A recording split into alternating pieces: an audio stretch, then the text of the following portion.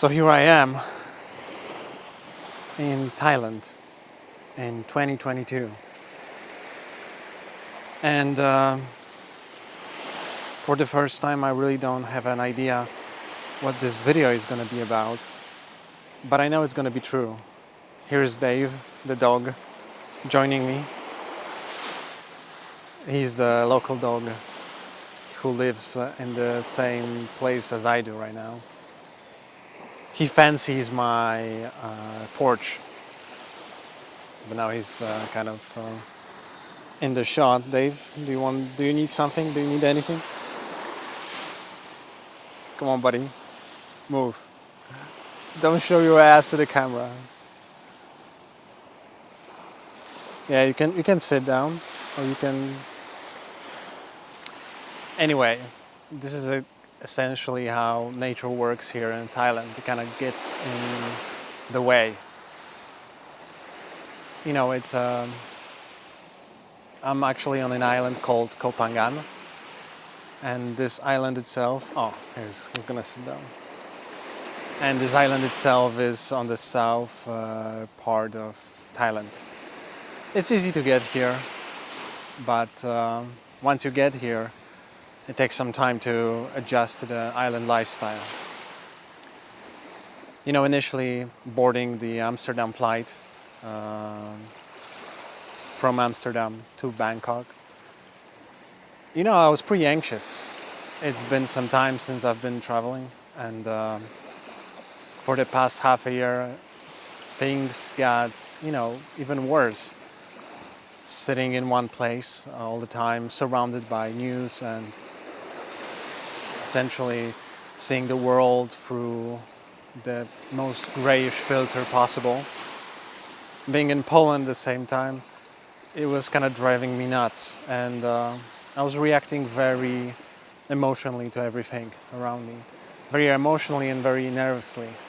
I was full of anxiety, and I was experiencing a lot of depressed, depleted states. Had moments of completely breaking down, you know, weeping, crying, and all that stuff, which was helping, to be honest. I actually enjoyed doing that. It's been so long since the last time I, honestly cried, that when it happened, I was feeling it. I was getting in touch with my body, with my emotions, with what makes me the true me. And I got here. My friend who is here, he's a party person. I mean, he's a great guy, but his mindset is definitely on experiencing life through party and through use of various substances. And I'm not gonna be proclaiming any big statements, but that's definitely not the way for me. And now being here and being close to nature and literally sitting on a beach right now, it gives me this clarity of thinking. As I'm already year and something into being sober, alcohol-wise. I quit smoking years ago, but alcohol was with me throughout this whole time. And there are a few things that happen when you quit alcohol. A lot of positive things, but also, the negative side of quitting alcohol is not necessarily the most popular topic, but there is a negative side, which is a social side. And if you're particularly prone to being anxious or are in a tough spot in your life, then I can totally relate to, because when alcohol was taken out of the equation, I started to do more sports. I had to release a lot of tension, a lot of pent-up energy inside of me. But as I've been doing a lot of sports, I kind of not have been paying the closest attention to everything surrounding sport, nutrition, the proper way to train, all that stuff. Then I kind of drove myself to exhaustion at some point. I thought I was getting into being a triathlon level amateur athlete, but in reality I was... What are you doing, Dave? In reality I was not really getting anywhere. I was just putting a lot of stress on my body. So I kind of stopped. I had to stop doing sports. I had to take a break, and when I did that, all that stress came back rushing at me. It was just horrible because, I had no idea how important sport was in my stress balance life. And when I was pairing it with alcohol and experiencing a lot of stress or being in a lonely place in my life, be it physically or emotionally, there was always a way to kind of mute emotions and feel like I'm in control. But without alcohol, with sport being taken differently, with a different approach to sport, well, panic attacks for starters. I had a fair share of serious moments that I thought were my last, and I went into like a full-on hypochondria. I've been self-diagnosing myself constantly, looking over every possible symptom that I may have, and because everything was hurting me, my entire body was hurting, and I had a hard time breathing. I was experiencing chest pains and everything. But after 6 months of doing all those tests and MRIs and blood tests like every 2 weeks or something,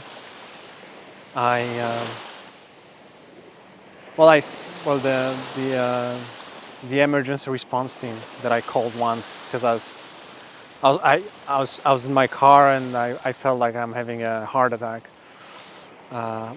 They checked me and everything was fine. They told me it's maybe time to talk with a psychiatrist, with somebody who can help me approach the problem from a different perspective. And initially I went to a psychiatrist. Yeah, the difference between psychiatrists and psychologists is the psychiatrist prescribes you drugs, and psychologist works with you over time. So going to the psychiatrist, he gave me some drugs, Alprox, which is like Xanax, and also a bunch of antidepressants, something for sleeping, powerful stuff. And I couldn't feel like I couldn't help but feel like this is not the right way to go. That throwing a bunch of medication at at this problem at this stage, without really understanding my entire life ecosystem and environment, it was just not a good way to go about this. And yeah, going back to alcohol, the emotions and energy and stress was penting up constantly. So I would have moments where I would feel good, and suddenly I would start feeling like this weird sensations, stress building up. And because it's already a year and something, I'm getting more delicate when it comes to my body sensations. I've been mute. My body was not sending the right signals all those years. I'm 29 right now, but all those years I have been kind of not listening to my body properly. And now through the trial and error, I'm doing that. And being in Poland, you know, I learned a lot about my body, especially how my body reacts to stress. And if you are on a journey to quit alcohol, or you're not drinking anymore, or you're just looking for a friendly voice telling you that's a good idea to go after, it is a good idea, but it's going to change everything in your life. I mean, that's for sure. There could be a period of time where you're going to be experiencing a lot of anxieties and panic attacks and all that stuff. But it all depends on the kind of person you are, the kind of mental prison you were in. And, well, my prison, from the outside right now, seeing it as a prison, but, you know, it's not like I can leave that place. I can turn that prison into my own home, the safety place, you know, the space where I feel comfortable instead of locked up. And this journey of not drinking alcohol and really limiting any kind of substances, apart from weed sometimes, but it's a different topic. It's definitely present like at this moment in my life, but not to a degree the alcohol was. And I definitely pay close attention to how it impacts me, how I feel about it. But alcohol was, you know, destructive in a way that was blocking my emotions and not really giving me opportunity to learn from my experiences. So yeah, it's going to be a ride, probably uphill initially. But the big part of not drinking and like leading this sober life, this lifestyle, is that it made me a very tuned person. I pay a close attention to whatever I put in my body right now. Even though I'm in Thailand right now, and you would think that this is the last place you want to die at, because everybody's on vacation, everybody's on the holidays, there is booze everywhere, and that's the way to go here. Like, you go anywhere, there is a bar, there's a restaurant, they're gonna serve you drinks. Come on, Dave, you're fucking up my focus. Dave!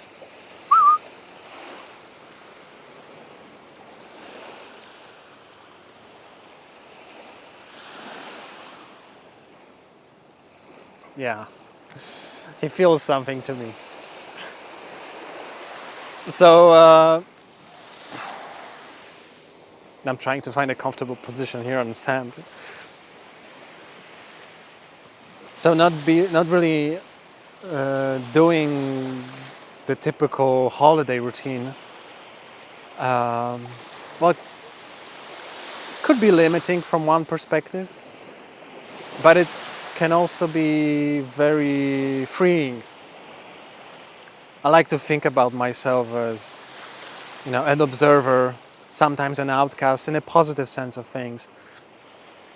But seeing people here partying and having like major priority of getting drunk every single time, every single party, the purpose is to get high or get drunk, or like without doing that, like there's no point going. And there's me who's just like, I'm going to that party to meet people, and you know, if everybody's drunk or if everybody's in the mood of like not giving a fuck about like your life and your health, and they don't really want to talk about deep stuff, and all there is like a small talk and social games, that I like, fuck this. I prefer to be alone than surrounded by people who make me feel horrible. And this is something that being sober leads to. Like, initially it may feel scary because I did at least, felt, alone and lonely at the same time, you know? Like, going out to a bar or a club and drinking and having that as like a social moment. Well, making that a social moment, that's the reason why it's so hard to quit drinking, I guess. And I remember people asking me why I quit drinking, and why I do it, and how how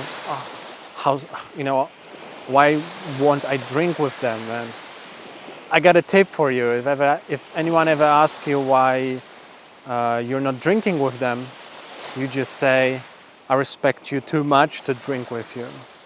It's a nice sentence, and it raises an eyebrow and makes people think you're a different kind of cool. So yeah, it is honest though. I mean, I don't feel like I respect a lot of people who drink obsessively around me, and especially if I see their decline in mental abilities.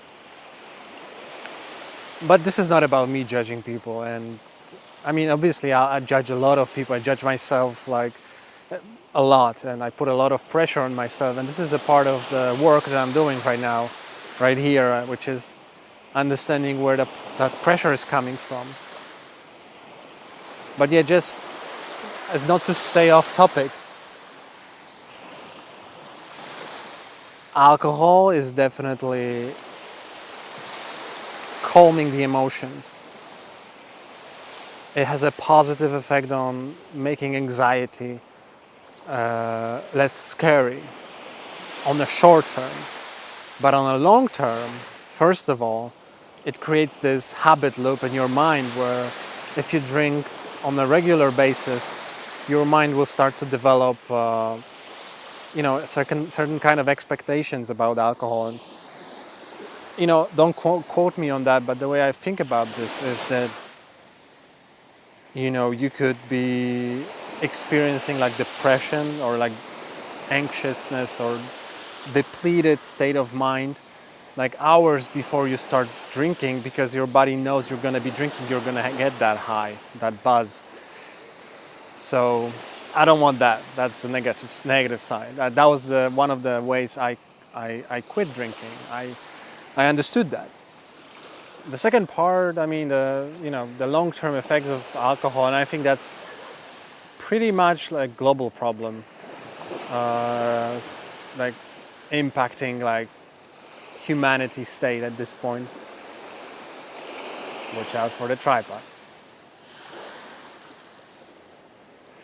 Is the fact that a lot of people are just not living life sober, and if they are sober, they are pissed.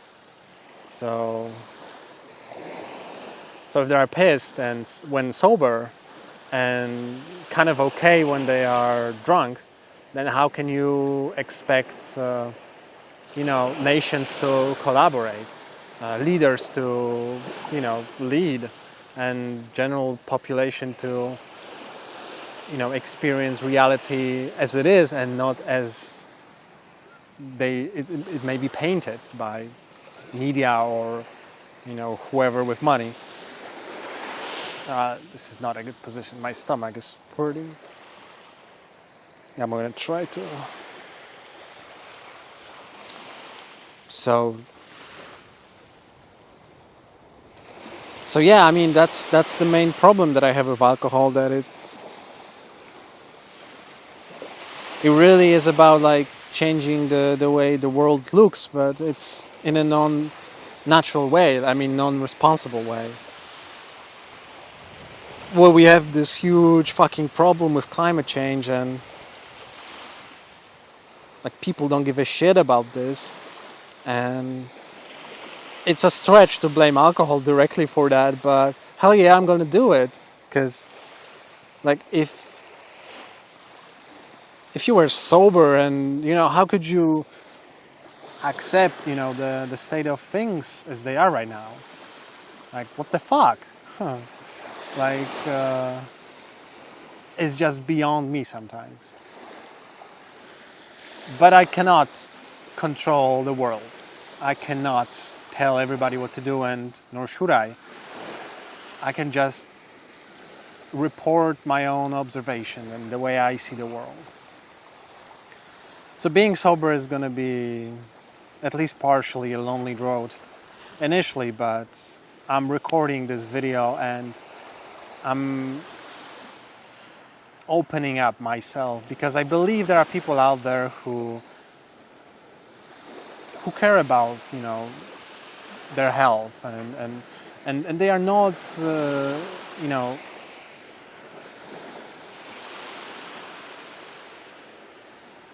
they are not afraid to have bold ambitions. You know, the people who share the similar values when it comes to the world, the reality, the humanity, you know, similar motivations. Dave, come on, buddy. I'm having an epiphany here and you're like the major actor. So yeah, this is essentially my attempt to build, or at least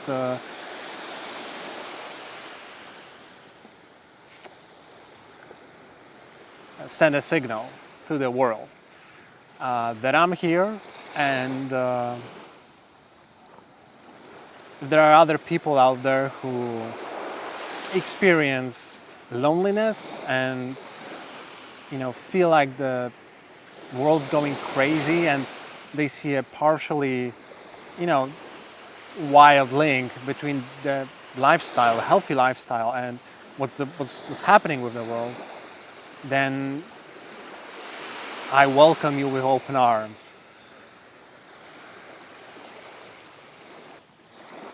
We are not made to be on this planet and be drunk all the time or depressed because we are not drunk. That just doesn't make any sense. When I was getting drunk, when I was, you know, year and a half ago, year and a few months ago, to be honest.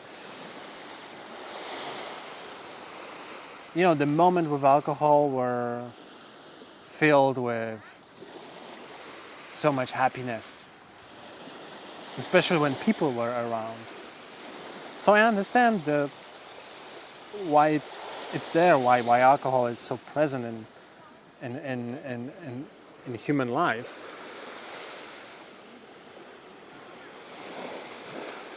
But I don't think this is the right moment to celebrate with that. You know, if alcohol wouldn't be present in on every TV channel, or in every show, in every movie, you know, in every shop, maybe I would have a different perspective on this. But it's so abundant, it's so everywhere, and people just, you know, like live with alcohol like it's so natural. And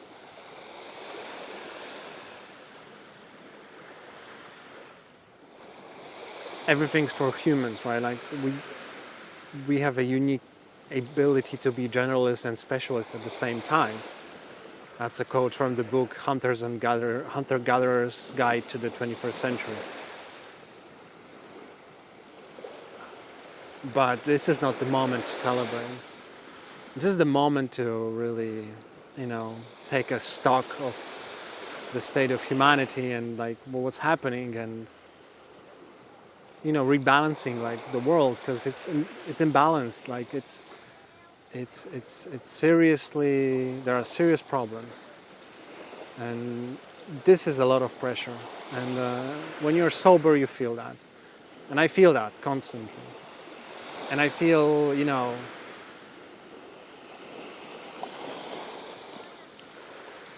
today I woke up, you know, 7 a.m.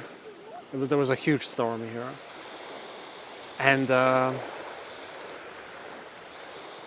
was checking news.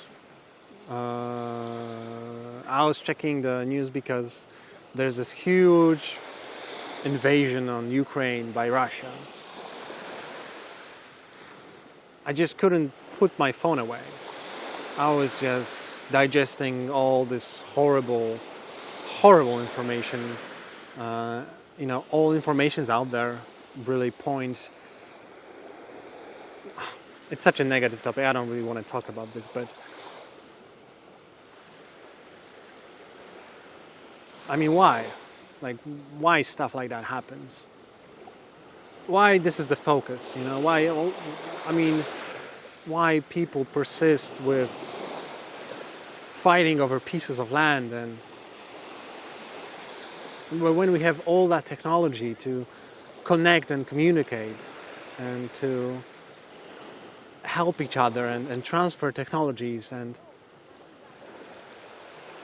solve problems, focus on science, focus on understanding humanity. I think what we are, what we do, how we do it, what's our place in the universe, and how far can we get? Like, instead of that, we are fighting against each other because what? Because history? Because I imagine people just sipping vodka like daily, like people in like military, like, I don't know how they calm their nerves. Like, what kind of pressure is that? Like, what kind of motivation, aggressors have? Anyway, journey to a lifestyle without alcohol is a interesting one. Hugely beneficial, but at the same time filled with a lot of pain. Good pain. I mean, this pain should have been present in my life before, Instead of drinking, I should have experienced all of that, But I didn't. I was drowning in Jack Daniels and beers, and not excessively, but I was drinking, right? Like everybody else,